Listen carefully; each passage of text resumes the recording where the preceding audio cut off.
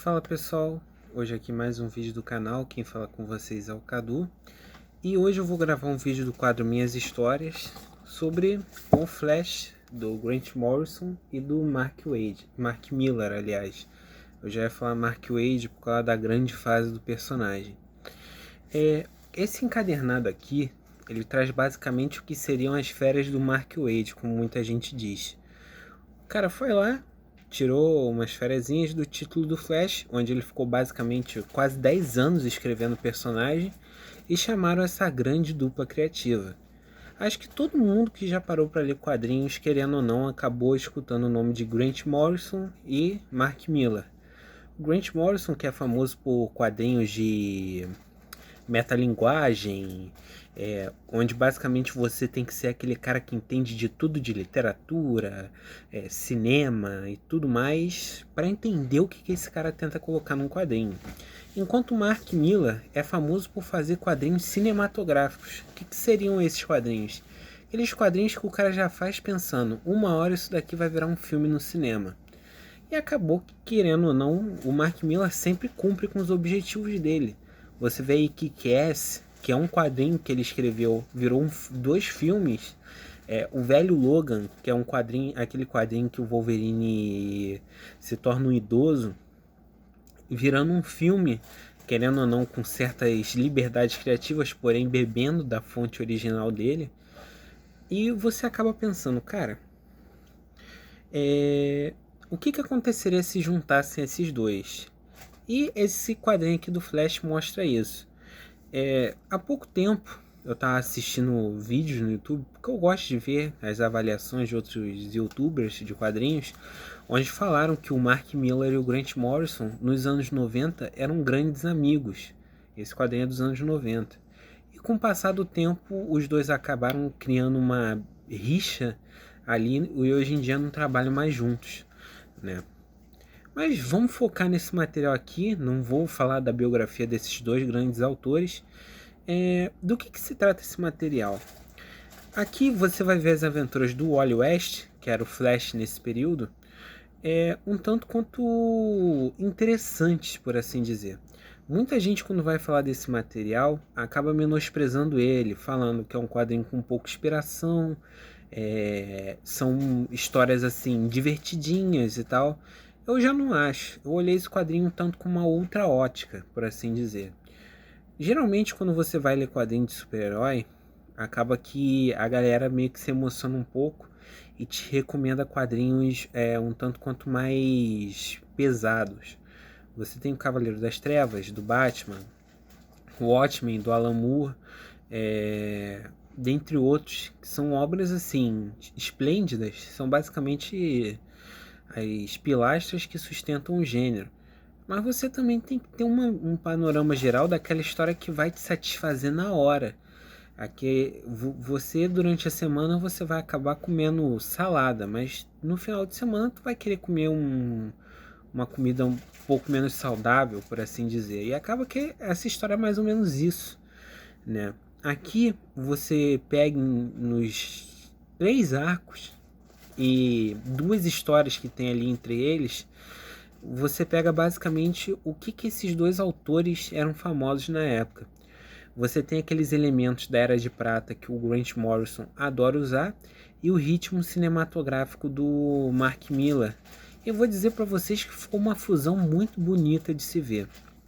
O primeiro arco aqui, que é a Parada de Emergência, você tem um vilão muito curioso. É um arco de 3 edições, vai da 130 até a 132.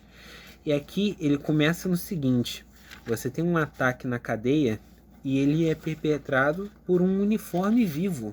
Sim, não é um vilão do Flash como Capitão Frio, Flash Reverso, não. É um uniforme vivo. E você pensa, cara, que coisa bizarra, que só poderia ter se originado da Era de Prata. Sim. Então, aqui esse vilão, ele chega a ser engraçado. Ele é. Mas a ameaça dele é muito pesada, cara. Esse uniforme ele faz o seguinte: ele procura hospedeiros Só que quando ele vai até o hospedeiro, ao invés dele só se ajustar à forma do hospedeiro, não, ele absorve a força vital e as habilidades dele enquanto o hospedeiro está vivo. Ele vai até um vilão de quinta categoria, que o nome é Modista, que tem a habilidade de controlar o tempo, e ele rouba essas habilidades. Então o que ele faz? Ele pega o Flash, que é o Wally na época, ele tenta matar ele. Só que o Wally é mais esperto. Durante esse arco, o que ele faz?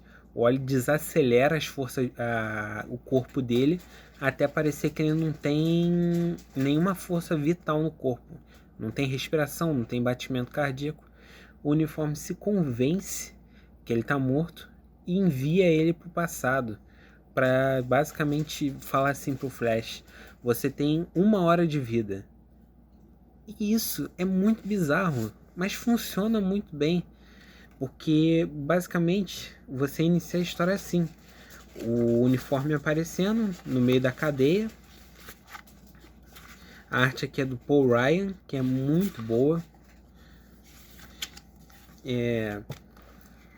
E logo depois que ele foge da cadeia, aparece o corpo do Wally em cima de uma lixeira, e quem encontra ele é o Jay Garrick e o Max Mercúrio, que são 2 velocistas também. Aí ocorre basicamente uma corrida contra o tempo para ajudar o Wally. Ao mesmo tempo que o personagem, no começo do arco, quebra as 2 pernas. Aí você imagina, cara, como é que o Flash, com as 2 pernas quebradas, vai conseguir resolver isso? E assim, aqui eu vou poder dizer para vocês que pelo menos nesse arco a solução é tirada, não vou nem dizer da onde, né? Mas chega a ser engraçado. Os roteiristas vão tirando solução assim, você não sabe de onde. Mas aí entra uma coisa que chega a ser engraçada, que outro dia eu tava lendo na internet. Quando você vai ler o Flash, por exemplo, muitas das vezes, dependendo do roteirista que vai trabalhar com ele acaba usando a fonte de poder do personagem, que é a força de aceleração, como uma conveniência de roteiro. Ou seja, ele taca o personagem numa situação que ninguém nunca viu antes. É uma solução muito inteligente até. Como eu falei aqui, o Flash está com as pernas quebradas, não pode correr, e o uniforme está atacando terror na cidade. O que ele vai fazer? Aí o Grant Morrison e o Mark Millar vão lá e tiram a solução da força de aceleração. Ele pega, cria um uniforme a partir da força de aceleração, aí tu pensa: nossa, que original. Né, cara, mas pelo menos o arco tá correndo, né? O início do arco é bom, mas essa pirada aí ficou meio ruinzinha. Só que em si, o que vai valendo nessas histórias do Flash não são nem as soluções, são as situações e as interações dos personagens. Porque tem aquilo, quando você vai ver um filme, geralmente, se o filme for do seu gosto e não for do gosto do outro, você vai falar os pontos positivos que tu achou no filme. E isso basicamente é o que aconteceu comigo lendo isso aqui. As interações do Flash com a família dele são a melhor coisa dos quadrinhos dele. Porque você pega a DC, ela é muito famosa pelas famílias dos personagens. O Superman tem a Lois, o filho dele, a prima dele. O Batman tem os Robins. E o Flash tem um monte de velocista. Tem a namorada dele, tem os pais dele e tudo mais. E isso aqui é o que o Grant Morrison e o Mark Millar se prendem bastante. Mas esse uniforme, eu vou dizer para vocês que foi um inimigo muito interessante. Que quando os três velocistas ali vão combater ele vai tentando assumir o corpo deles. E é uma situação cavernosa. Quando acaba esse arco, o Flash já tem que encarar outro cara, que é da galeria principal deles, que é o dele, que é o Mestre dos Espelhos, que é um dos meus vilões favoritos do personagem, porque ele tem um poder muito bacana, que é manipular as superfícies reflexivas. E aqui ele põe a namorada do Wally, a Linda, numa armadilha. Ela vai reverter no tempo.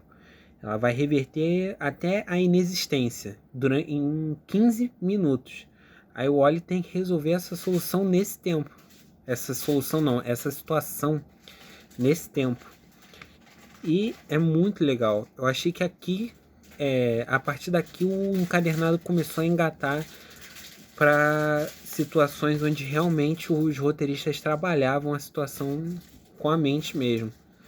Por exemplo, o Mestre dos Espelhos pega, para atrasar ainda mais o Flash, e usa um prisma.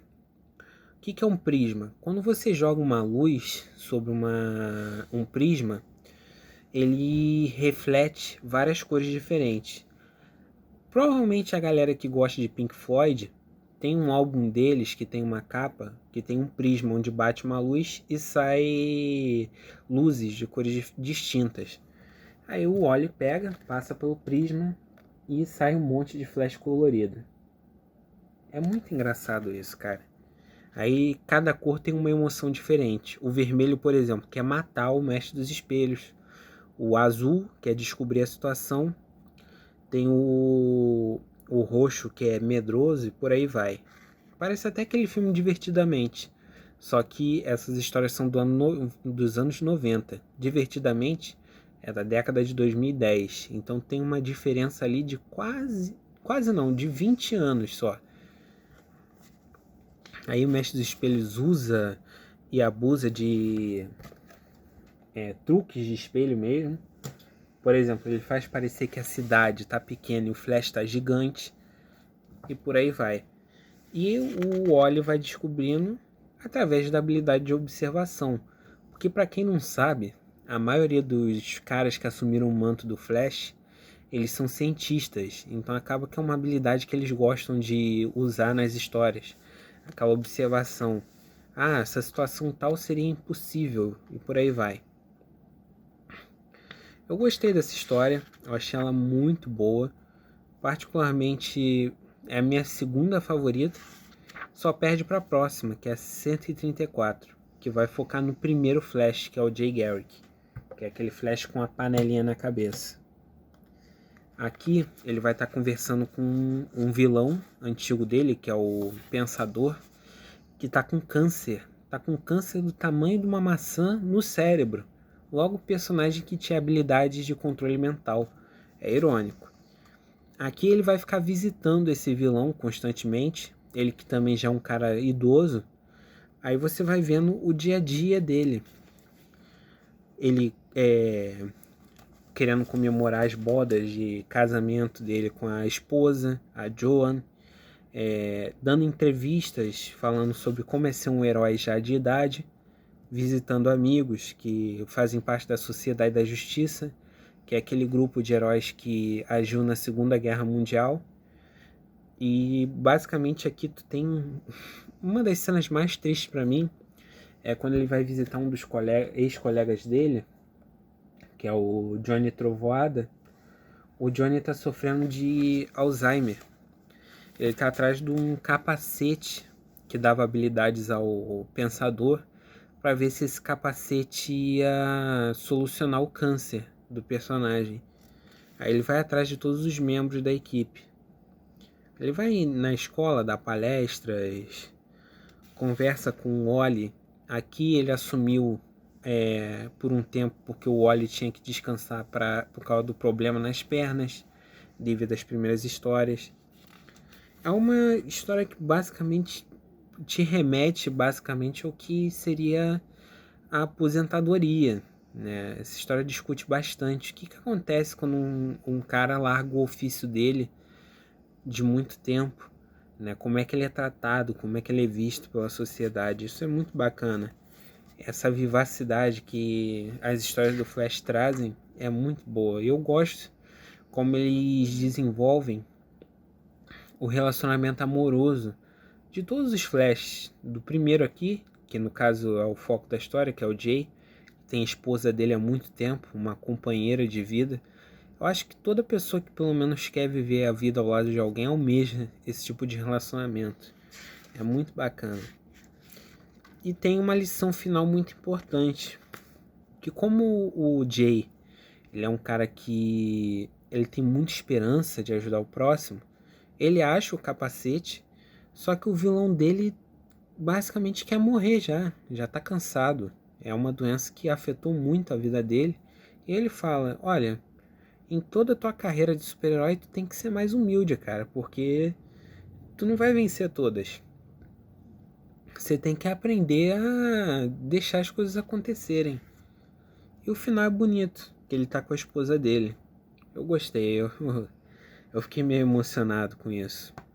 Aí o próximo é uma história crossover entre os três heróis legados da época, que é o Flash, o Lanterna Verde e o Arqueiro Verde, que aqui não eram os que a gente está acostumado. Hal Jordan como Lanterna, o Oliver Queen como Arqueiro e o Barry Allen como Flash. Aqui o Lanterna Verde era o Kyle Rayner, o Arqueiro Verde era o filho do Arqueiro Verde original e o Flash é o terceiro, que é o Wally. Eles querem curtir férias num transatlântico, mas acaba que eles topam com um triteto, olha, um trio. Eu sempre confundo palavras, gente, desculpa. Um trio de vilões deles. Um vilão do Arqueiro, um vilão do Flash e um vilão do Lanterna. Eles estão transportando uma arma aqui que pode destruir tudo e fazem o cruzeiro de refém. E os heróis só queriam curtir umas férias, né? A arte da história do Lanterna é do Paul Pelletier, que é um artista que eu gosto bastante.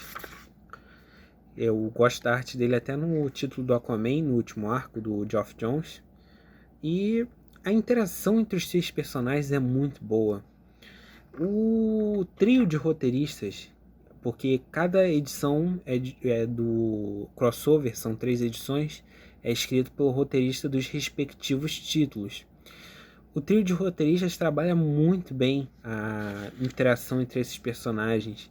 Você não liga muito para o que está acontecendo nas mensais anteriores dos outros dois, que não são o personagem título desse encadernado.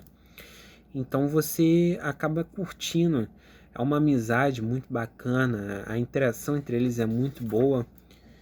E a história tem um final bem legal. Eu acho que é uma história de ação bem qualquer coisa, mas que vale a pena pela interação dos personagens. Ainda mais na época que tá famosa por basicamente substituir os personagens. Você vê que o Flash é outro personagem, o Lanterna é outro, o Arqueiro é outro e por aí vai. Era uma época que estava muito famoso esse negócio de substituição de vários personagens diferentes. Aí, quando fecha o arco, a gente volta pro Flash com a arte do Paul Ryan. E quando acaba esse crossover aqui, inicia mais um arco, que é a corrida pela humanidade. Esse aqui, eu acho que é o segundo arco mais famoso desse encadernado. E tem um conceito muito legal aqui. A arte ainda do Paul Ryan. O que acontece? O Flash, ele é obrigado a fazer uma corrida, porque 2 seres do espaço fizeram uma aposta entre se o perdedor, se tiver assim, o cara perdeu, o planeta dele morre. Então, ele é obrigado a correr pela humanidade. Ao mesmo tempo, o adversário dele é o amigo imaginário dele, cara. Sabe o quão bizarro é dizer isso em voz alta? Eu sei que quadrinhos são uma área de ficção, mas geralmente a ficção ela envolve conceitos sobre superpoderes e tudo mais. E o Grant Morrison, ele promove a ficção em cima do bizarro. E isso é muito criativo. Ele pega e tem que correr contra um amigo imaginário dele. Aí tu imagina o quão bizarro isso deve ser. Mas a história é muito boa. Porque ela não envolve só velocidade, conceitos de superpoder, não. Aqui ele tá correndo pela raça humana. E ele mesmo fala que o motivo dele continuar correndo é a mulher dele, que é a Linda. Durante todo o encadernado, Grant Morrison e Mark Millar, eles enfatizam isso. que o Wally, o Flash, ele só corre, ele só salva as pessoas graças à mulher dele, porque é ela que dá força para ele continuar, é ela que é o ponto fixo para onde ele sempre vai voltar. E isso é muito bonito, cara. E a corrida com o amigo imaginário dele também é muito bonita, porque querendo ou não, tu vê basicamente ali uma interação bem legal entre os dois. O amigo dele, que é o Krakow, é um nome esquisito. Eles adoram colocar nome esquisito, cara. Se eu fosse narrador de quadrinho, eu ia ficar bem triste. Esse amigo imaginário do Wally tá correndo pela raça dele há muito tempo. E chega no final do arco, aí já vai mudando o artista, que é o Ron Wagner aqui. Aqui, ó. O Krakow revela um segredo pro Wally, para aumentar a velocidade. Todo esse tempo que ele tem ganhado as corridas, ele diz pro Wally o seguinte: eu tenho ganhado porque eu faço o povo do meu planeta, correr. E assim eles me fornecem velocidade. Aí tu pensa, cara, como é que ele faz, como é que funciona isso? Aí eu te respondo, o roteirista não explica pra você e você acaba passando por cima dessa conveniência de roteiro em prol de aproveitar a história. É bizarro, eu sei, mas é divertido. Aí o Wally faz a mesma coisa. E para não ficar preso nessas apostas de corrida, ele aposta com um desses seres, dessas entidades que estão apostando pela vida do planeta, o seguinte: ele aposta pro cara, eu consigo correr mais rápido que o seu teleporte instantâneo. Esse foi o maior feito do Flash de todos os tempos, se eu não me engano. O que seria um teleporte instantâneo? O cara pensou, tá no lugar. Aí você pensa, como é que um personagem de quadrinho vai correr mais rápido que um cara que surge do nada num lugar? Só lendo o quadrinho. É isso. É vago o que eu vou falar pra você agora, mas só lendo. Basicamente isso. Mas é muito bem feito. Isso aqui é muito bem feito. Por quê? Porque quando o Wally vai tentar correr mais rápido que essa entidade, todo o planeta Terra está correndo. Todos os povos, Rússia, Estados Unidos, o Grant Morrison e o Mark Millar enfatizam isso. Os heróis estão correndo, tá todo mundo basicamente em movimento para transferir velocidade para o personagem, para ele absorver e ser mais rápido. E esse amigo dele se sacrifica também.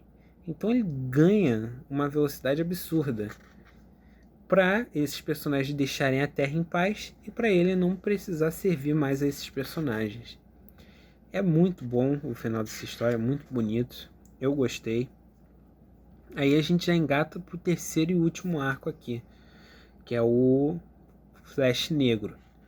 O Flash Negro, que ficou conhecido como um conceito que aqui já não tem o Grant Morrison no arco. Quem entra é o Mark Millar, com arte de um artista chamado Popman. Tem uma arte bem estilo mangá. Aqui, ó.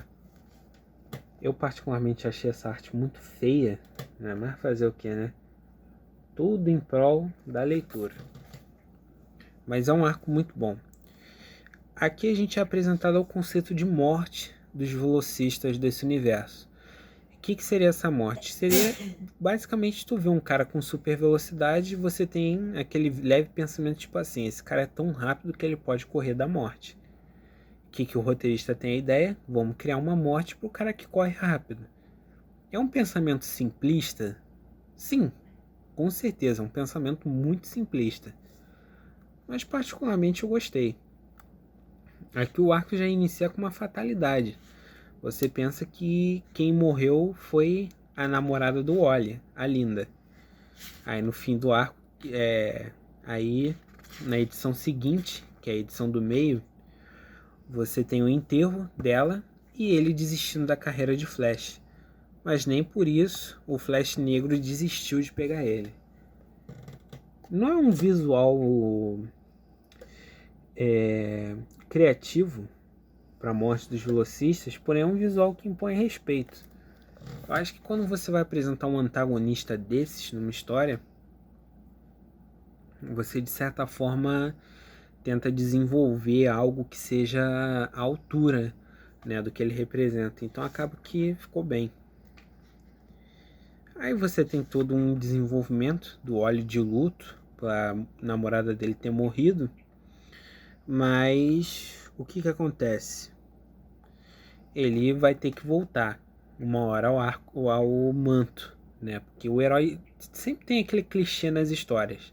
O herói a namorada do herói morre, o herói desiste, aí ele pega depois de um tempo, por causa de uma situação de adversidade, ele volta ao manto. E isso acontece. Ele e tem um dos momentos, o momento final desse arco é bem épico, porque ele vai apostar uma corrida com a morte.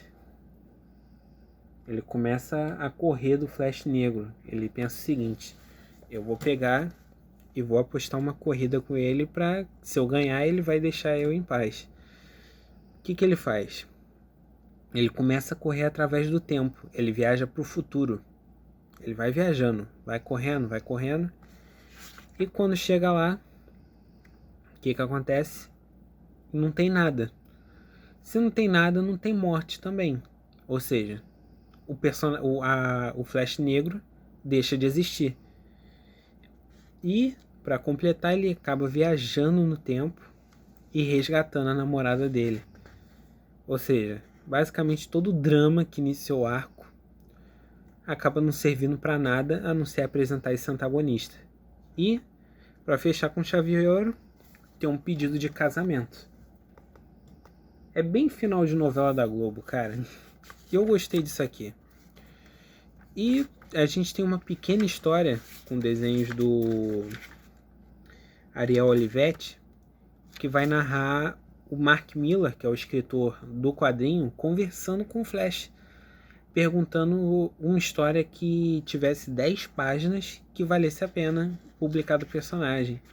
É basicamente essa história de 10 páginas. É aquela metalinguagem sadia que tem nos quadrinhos da DC. O que esse quadrinho aqui tem de especial? Tem basicamente o Grant Morrison e o Mark Millar trabalhando juntos numa coisa bem boba. Tu não tem aqui um clássico, tu não tem um quadrinho que vai explodir tua cabeça, não. Mas tu tem coisas aqui que tu vai acabar gostando. Muita gente falou que geralmente nas histórias do Flash em especial, você tem abuso de dois conceitos, que é a viagem no tempo e a velocidade. Aqui você tem esses dois conceitos em todos os arcos. A velocidade, viagem no tempo. Porém, elas são trabalhadas de forma criativa, não de forma maçante. Você não tem aqui, o Flash voltando no tempo para salvar a mãe dele, igual no Flashpoint, como ele faz direto. Vai salvar alguém que morreu. Não. Ele simplesmente viaja no tempo para derrotar o inimigo dele de uma forma super criativa. E os arcos, eles têm motivações muito bem feitas, tu tem antagonistas muito bem produzidos também, então tu não tem aquela encheção de linguiça, aquele saco cheio de mais uma historinha de herói. Não, aqui tu tem histórias divertidas e criativas. Não são histórias que tu vai explodir tua cabeça, mas que tu vai pensar, cara, isso daqui seria ótimo no desenho animado. E valeu a pena ler isso aqui, eu gostei.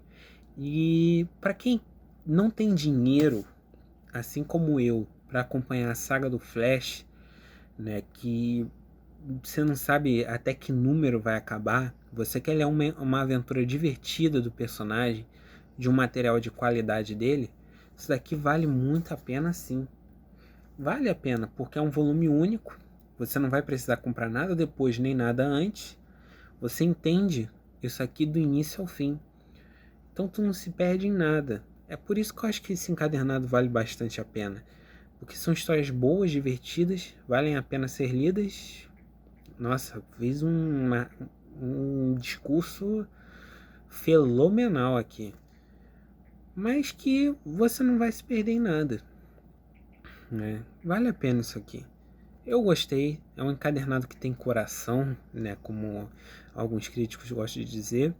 E acho que vale a pena você dar uma olhada sim. Ainda mais se você não conhece o personagem. É uma boa porta de entrada para quem quer conhecer mais. E, em especial, eu acho que a magia nesse encadernado aqui são as interações entre os personagens. É o que casa, basicamente. É isso, gente. Espero que vocês tenham gostado do vídeo.